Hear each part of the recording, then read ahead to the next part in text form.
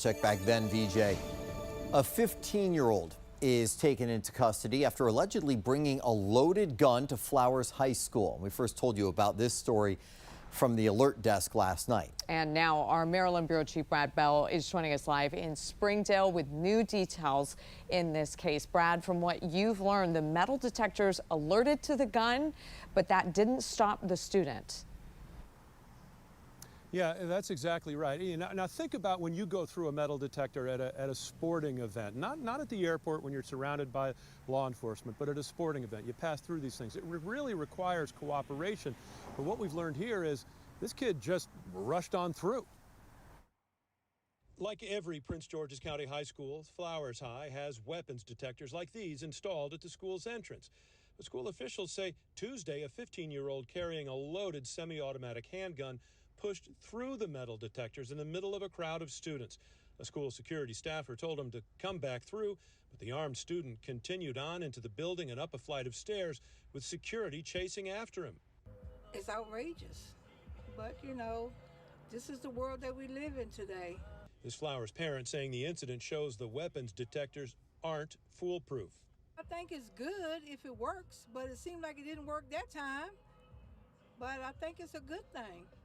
I think, the schools need to protect the kids. While being chased, the armed student tossed his gun onto the roof of the school. Police caught him a short time later, and he's now charged with possession of a firearm on school property.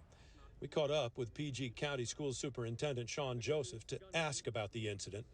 The good news is we identified the student, retrieved the weapon, and everybody was safe. I mean, that's the good news. The bad news is the kid had a gun in the first place and that he got past the weapons detectors. They were installed in all Prince George's high schools 2 years ago after a series of violent incidents, including a murder just blocks from a school.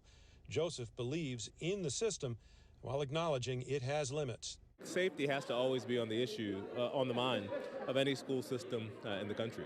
We'll continue to ensure that we have equipment and people to make sure our kids are safe. And the safest way to keep kids safe is if you see something, say something.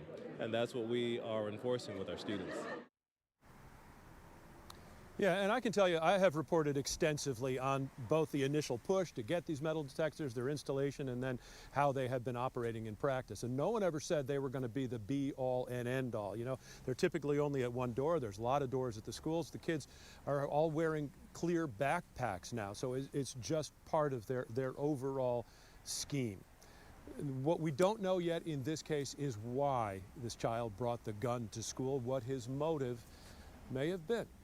In Springdale, Brad Bell, 7 News.